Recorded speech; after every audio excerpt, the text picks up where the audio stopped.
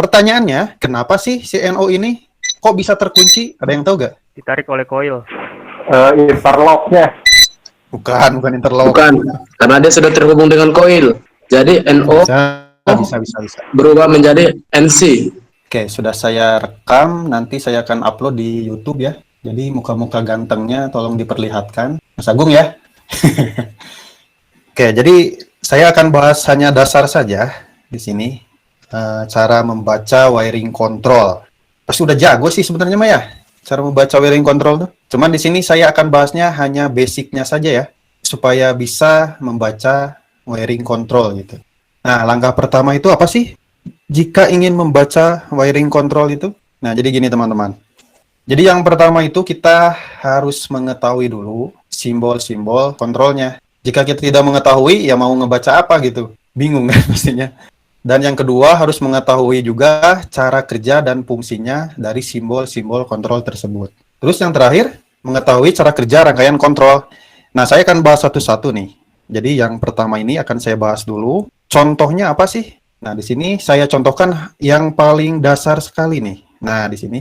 Ini paling dasar sekali. Rangkaian ini pasti teman-teman sering lihat lah. Pertama tentang wiring pasti dikasihnya ini. Pasti ini, selalu kayak gini. Jadi langkahnya itu kita harus mengetahui simbol-simbol ini nih. Contohnya di sini ada MCB, ada stop start. Ini kan maksudnya apa gitu. Bingung kan kalau kita baru pertama belajar itu pasti apa gitu kan, nggak tahu. Nah, biasanya waktu saya dulu belajar ya, di waktu STM, saya juga SMK. Banyak kan anak SMK di sini? Ya, Mas Agung juga SMK ya? Saya SMK Mas. Baru tamat tahun 2021. Mantap. Udah pada senior ya di sini ya? Oke, kita lanjut ya. Di sini ada tulisannya MCB, contoh nih ya. Ini MCB. Saya kalau di sekolah dulu simbol MCB itu kayak gini. Sebenarnya banyak gitu simbol MCB itu, tetapi saya seringnya kayak gini. Kita coba lihat ya di Google lah contoh. Kita cari simbol MCB. Nah, lihat nih. Simbol-simbol MCB itu banyak gitu. Ada yang kayak gini, beda-beda gitu. Biasanya tergantung pabrikannya, tergantung merek apa itu yang dijual gitu. Biasanya kayak gitu. Nah, teman-teman, jika sudah tahu simbol MCB kayak gini, sekarang lanjut ke nomor 2, yaitu mengetahui cara kerjanya. Nah, di sini kan ada MCB. MCB ini pasti teman-teman sudah tahu ya, fungsi MCB itu buat apa sih? Yang pertama, buat pengaman. Bisa juga buat safety gitu ya. Ya, safety pengaman juga sih. Ya, itulah buat pengaman lah intinya mah. Nah, setelah tahu buat pengaman si MCB ini, kita harus memasangkannya ke arah rangkaian mana gitu. Biasanya kalau rangkaian kontrol itu selalu dipasangkan satu buah MCB. Kayak di sini kan satu rangkaian ini ada MCB satu fasa nih. Ntar dibuat motor juga ada juga gitu buat pengaman yang 3 fasanya.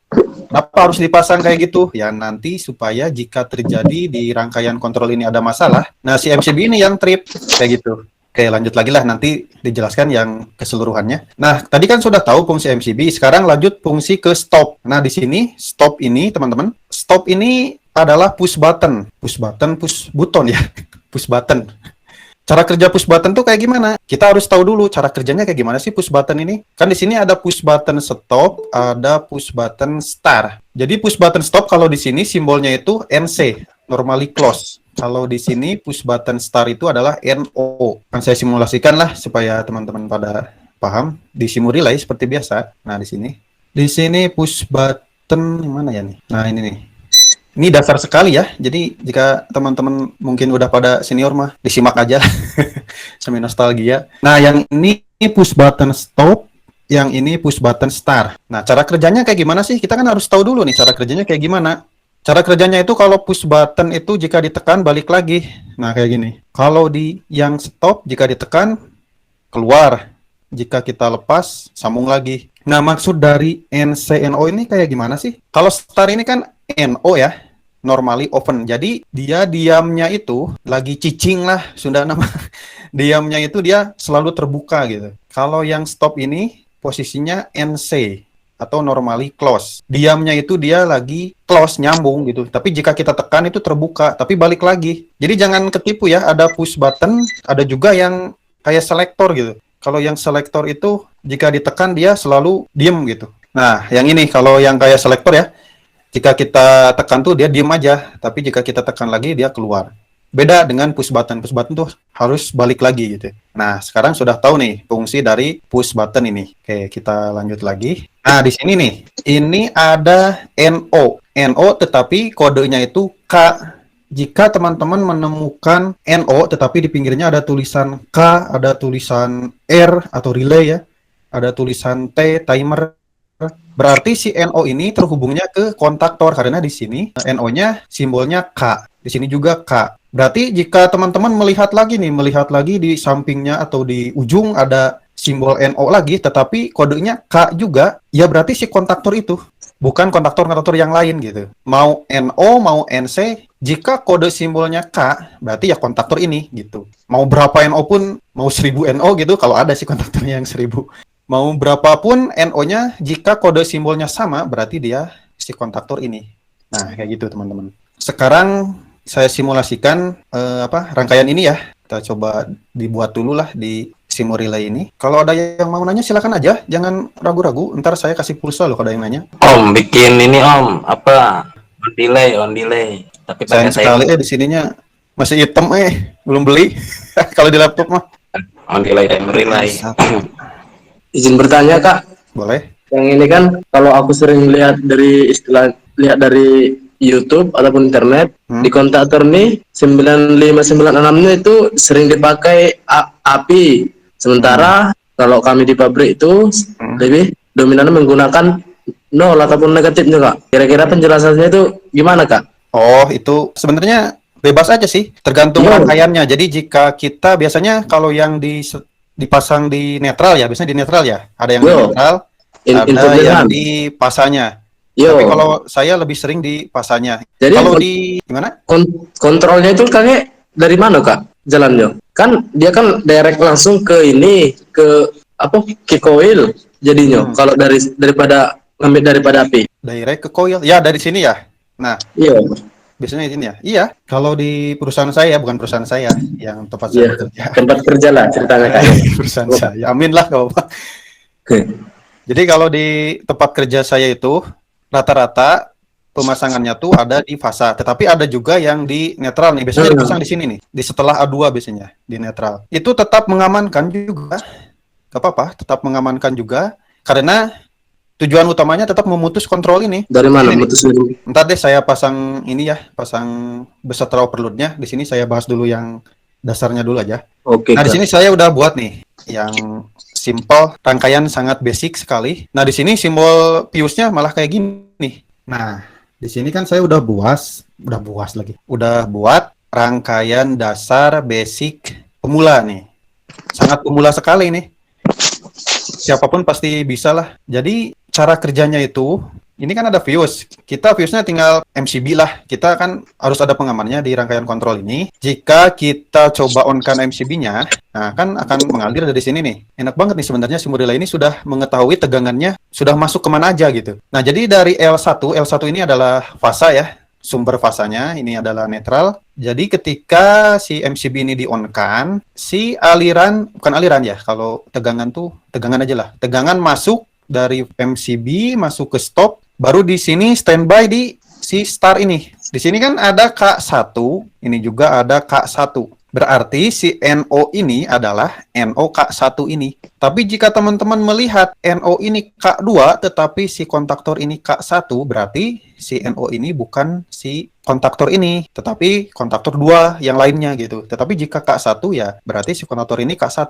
Nah, cara kerjanya kayak gimana? Jadi ketika kita tekan push button start, tekan nih, hanya sesaat saja, ntar balik lagi. Nanti si K1 ini masuk gitu. Nah, saya akan coba simulasikan nih. Nah, ketika kita tekan, sesaat saja balik lagi, dia akan langsung masuk ke sini.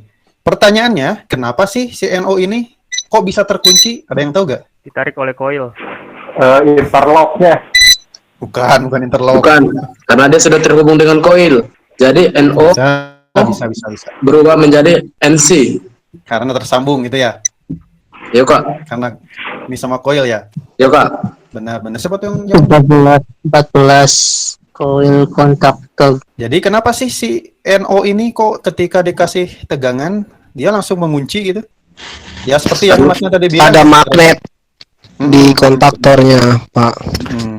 Karena si A1 A2 ini sudah dialiri tegangan atau arus, maka dia akan menjadi magnet. Karena dihubungkan dari star sini, dia akan langsung terkunci.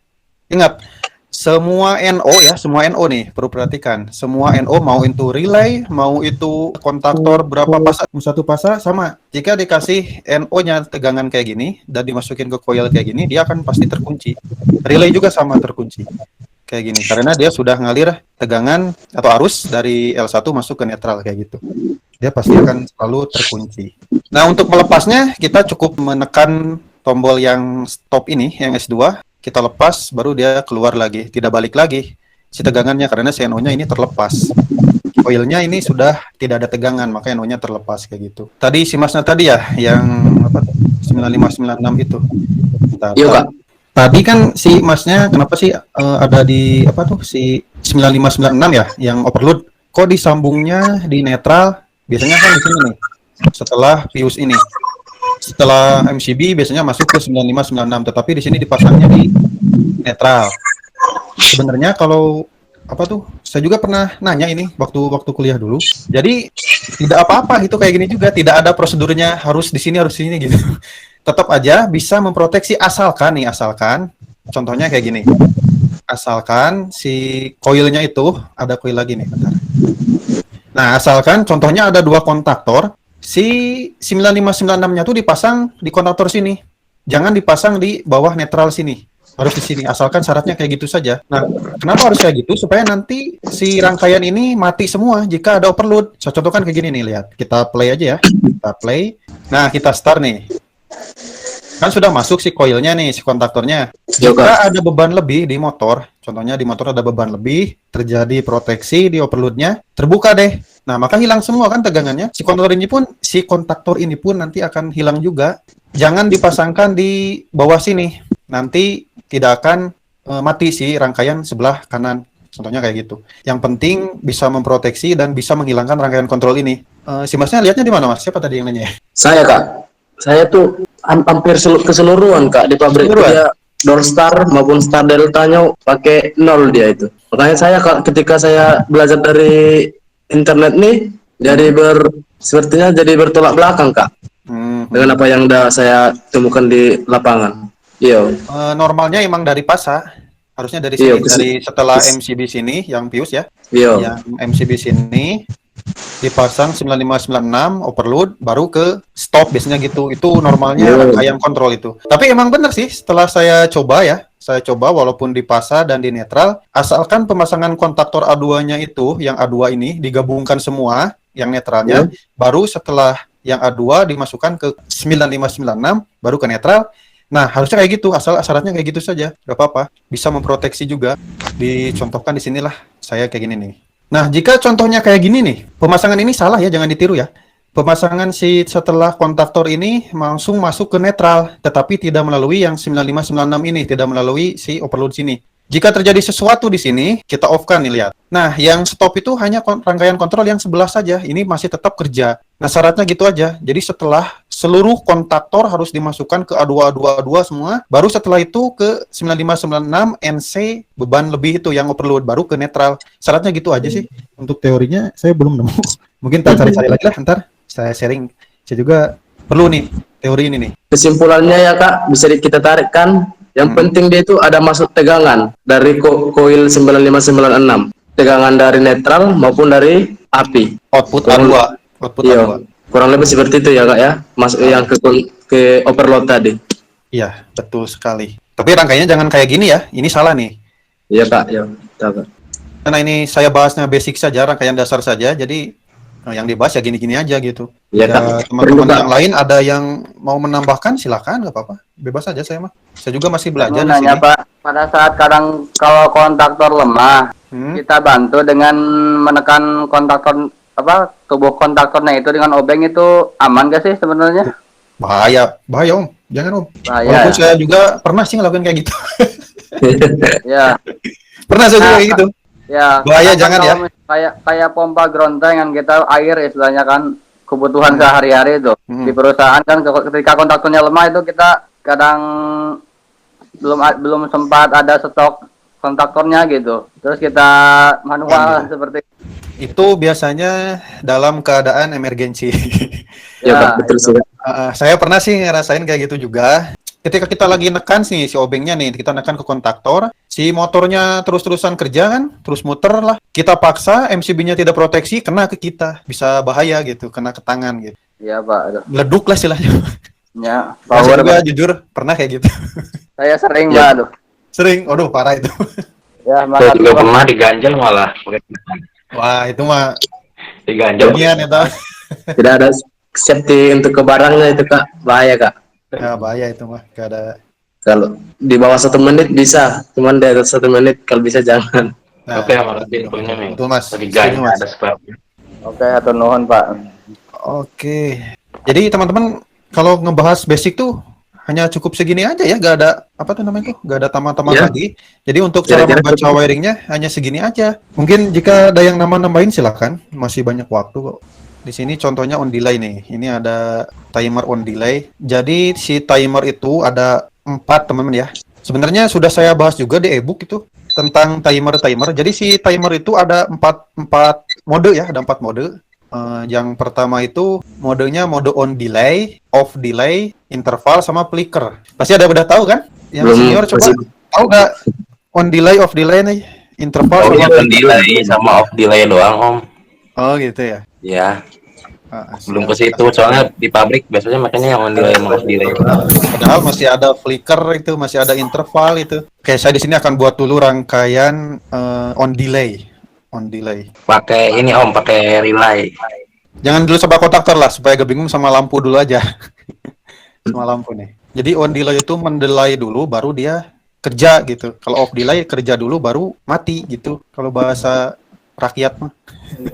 Pemahamannya Ya. gimana? Pemahamannya tentang on delay? Kan rakit di simu relay ya, Ah, pakai on delay. mm-mm. Tapi nggak bisa kerja Om, nggak bisa jalan. Ya mungkin belum ke unlock kali itu. Takutnya ada yang salah doang dari wiringannya, atau tadi yang salah doang. Di share dah, coba di grup siapa tahu aja ada Ke unlock itu mah. apa nggak salah gambar juga Unlock kayaknya. belum dibuka itu. Kemarin udah di download belum? Yang dari saya. Udah Nah itu udah oke. udah di download. Iya Udah udah oke oke.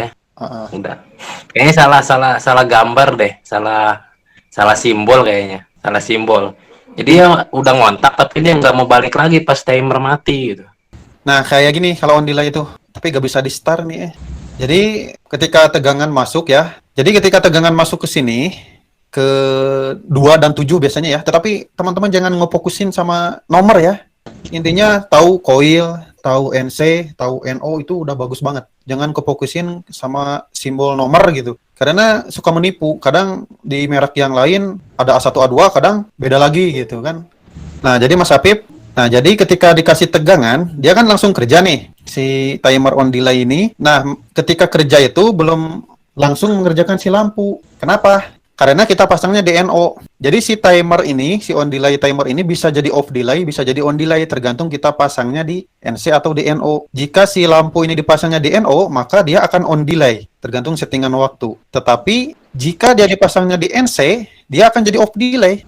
Taunya Mas Apip on delay sama off delay ya? Itu doang kan? Iya, tadi Mm-mm.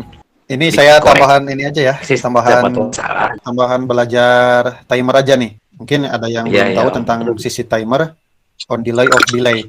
Ya, Soalnya ya. kalau di tempat kerja di industri itu biasanya kebanyakan ya itu kata Mas Apip tadi, ada yang on delay, ada yang off delay. Kayak gitu. Iya. Nah, di sini sebenarnya ada 4 untuk mode si timer ini. Ada off delay, ada on delay, ada interval, sama ada flicker. Yang flicker itu biasanya dipasangkannya buat alarm. Tahu alarm nggak? Alarm itu ya alarm peringatan. Jadi ketika ada alarm muncul, dia akan flicker, nyala nggak kayak gitu. Nah itu biasanya dipasang di pembangkit tuh kayak gitu. Nanya. Karena ini hanya basic ya, jadi saya bahasnya cara membaca aja, cara membaca rangkaian kontrol. Mungkin ke depannya nanti saya akan bahas yang lebih dalam lagi, karena saya juga masih belajar, masih perlu lagi yang perlu dipelajari gitu. Akhirnya selang beberapa waktu kan sering beli-beli gitu, berubah pakai Cin dah akhirnya. Kalau Cin kan tidak ada yang Pak KW. Kalau Sin mah endorsan saya itu Mas, boleh aja silakan. Ayo. Kalau beli Sin mah Daripada resiko.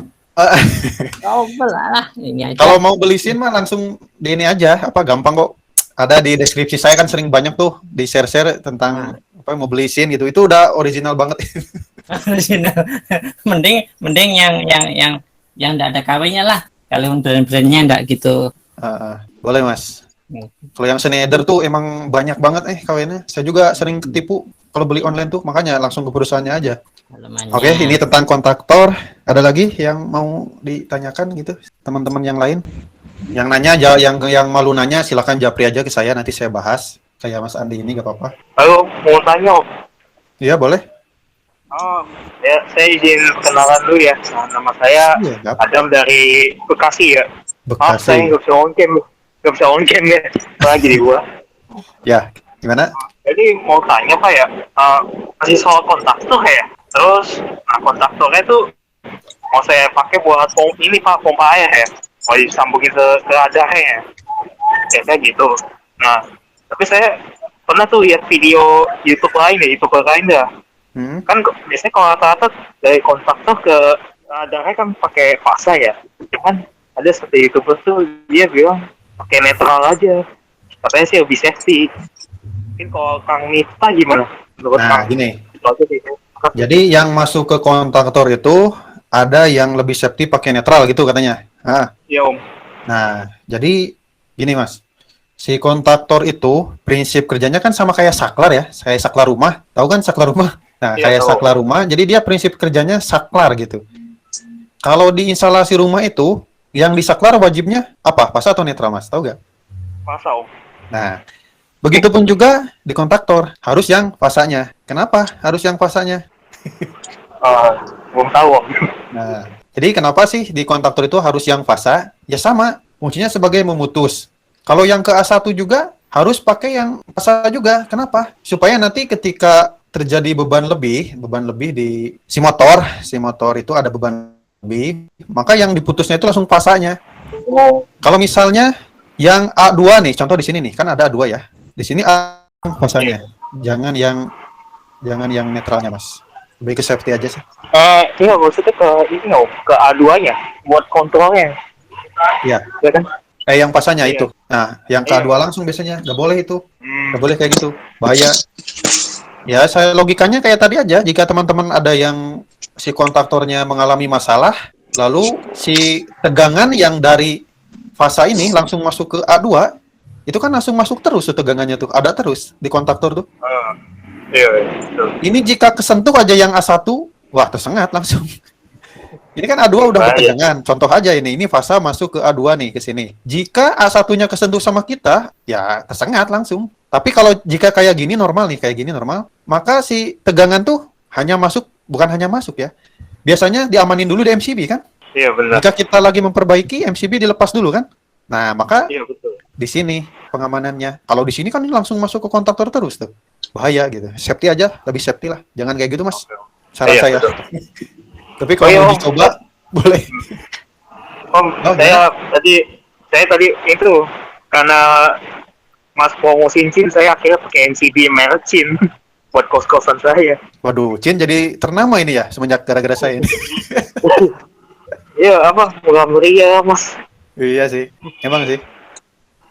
Udah saya uji kok, Cin tuh udah, bukan saya ngunggulin Cin ya, karena saya juga sudah pakai Cin. Nah, jadi saya sudah pakai di rumah saya buat ATS juga, pakai Cin udah hampir berapa tahun ya? Ada lebih dari 2 tahun. Udah bagus sih, bagus sampai sekarang masih gak ada masalah gitu. Dan gak panas juga, bagusnya tuh gitu. Bukan ngunggulin Cin ini mah nih, karena saya di Andros bukan ya. Tapi sesuai pengalaman pribadi aja, gitu. Ini udah sebulan nih saya pakai MCB-nya. Belum ada masalah aja. MCB udah berapa lama? Pakai sebulan, Pak. Sebulan? Masih belum lama, Mas. Ntar nunggu setahun. Mau tanya lagi, Kang, boleh gak? Boleh, silakan. Apa ya? Oh, ini masalah pengunci, Mas ya. Kan kalau pengunci, kalau di video Kang kan biasanya buat timer ya, kontaktor ya. Itu selain itu apa lagi ya aplikasinya buat apa lagi ya Mas ya? Kalau buat misalnya Mas tahu ya. Pengunci atau gimana? Iya, apa? Interlock ya? Oh, pengunci interlock. Iya. Nah, kalau interlock tuh maksudnya tuh bukan pengunci ya. Jadi maksudnya itu interlock itu sama dengan pengaman sebenarnya, safety. Interlock itu adalah safety. Kalau pengunci itu maksudnya itu saling mengunci. Jadi contohnya tuh pengunci adalah untuk mengunci kontaktor. Tetapi jika di rangkaian interlock tuh bukan pengunci tapi mengunci. Kenapa disebut mengunci? Karena saling mengunci. Jadi tidak bisa si kontaktor satu contohnya lagi start, si kontaktor kedua ini tidak akan bisa di start selama kontaktor ini kerja. Nah, itu disebutnya saling mengunci atau bisa disebut juga saling interlock. Interlock itu pengaman gitu. Banyak sih bahasanya, tapi yang lebih simpel yang lebih dipahami itu kayak gitu. Interlock adalah pengaman atau saling mengunci antar kontaktor. Biasanya ada di rangkaian apa, Mas? Tahu nggak? Rangkaian hoist. ATS, Kuis Pak. bisa, kuis. Apalagi? ATS ya. ATS bisa. Ada lagi loh. Dan yang paling sering interlock di mana? Di reverse forward. Benar nggak? Iya, Paling sering. itu ada ya. Itu coil 380. Tapi ada juga yang coil 110 volt. Coil 110 volt itu AC atau DC juga ada. Bahkan di tempat kerja saya itu banyaknya yang 110 volt AC. Dia diturunkan dari 380 masuk ke trapo dulu, baru ke kontaktor. Jadi 110 volt. Ada yang kayak gitu. Nah, kebanyakan tempat kerja saya yang 110 volt. Keluarannya masuk sekunder. Itu kan kalau trapo pasti pada paham lah. Nah, keluaran sekunder itu 110 volt. Dari 380 diturunkan ke 110 volt. Terus apa lagi, Mas Agung? Oke Kang, cukup Kang, makasih. Oke. Paham ya? Paham lah dikit. Malu saya kalau nggak paham. Paham. Ya paham. Apa ada lagi yang mau bertanya-tanya? Sekitar 10 menit lagi lah. Mau tanya Kang, Gimana? bikin video itu Bang, selector switch ya? Kalau program manual ya? Kayaknya belum pernah sama abang ya? Selector switch. Iya. Terus gimana? Itu cara kerjanya gimana ya Bang ya? Cara kerja selector switch. Selector Pernah switch, saya kayaknya pernah nge-share deh selector switch. Jadi selector switch tuh ada yang posisi manual, ada posisi auto. Bener gak? Di sini ada kayaknya deh Iya. yang selector switch tuh. Nah, kayak gini kalau nggak salah. Selector switch tuh kayak gini. Jadi ketika si satu ini common masuk fasa nih, contohnya masuk fasa. Jika ke nomor 2 posisinya dia lagi manual. Rangkaian di nomor 2 ini manual semua nih, rangkaian manual. Tapi jika diposisikan ke nomor 4, kita klik nih si selektornya, kita putar ke nomor 4. Nah, posisinya berarti auto. Berarti rangkaian di sebelah kanan saya ini yang nomor 4 ini adalah posisi auto. Kayak gitu aja, Mas. Manual, auto. Tetapi ada juga yang selektor switch yang di tengah ininya nih. Jadi ada 3 posisi, kan ada 2 posisi, ada 3 posisi, 2 posisi. Kalau 3 posisi itu biasanya 3 kali putaran. Ada nomor 2, ada yang di tengah nih, dan ada di nomor 4, contohnya kayak gitu. Gitu aja kalau selector switch mah. Oke, udah hampir setengah 10 nih. Ternyata masih pada semangat ini. Mungkin di sekian dulu nih dari saya. Mohon maaf nih kalau ada yang salah-salah. Dan mohon maaf juga jika ada yang senior-senior di sini yang bahasa saya kurang enak gitu didengar. Terus mudah-mudahan pelajaran ini bermanfaat gitu bagi teman-teman semuanya. Mohon maaf juga jika saya terlalu lancang kepada senior gitu ngomongnya. Karena saya lihat di grup itu banyak sekali yang masuk tuh hampir setengahnya loh. Dari 340-an, setengahnya itu usianya 50 sampai 60. Makanya ketika ada yang beli e-book saya kasih usia sama nama kan. Nah, itu supaya saya lihat mana nih yang senior, mana yang masih SMK, masih pemula gitu kayak gitu. Oke, jadi teman-teman, makasih ya sudah bergabung di sini. Lain kali kayak gini lagi lah, belajar bareng lagi. Mungkin 2 minggu sekali atau seminggu sekali lah, tergantung sibuknya saya. Soalnya sekarang lagi sibuk-sibuknya nih di tempat kerja saya. Mudah-mudahan bermanfaat ya. Terima kasih teman-teman. Wassalamualaikum warahmatullahi wabarakatuh. Waalaikumsalam warahmatullahi wabarakatuh.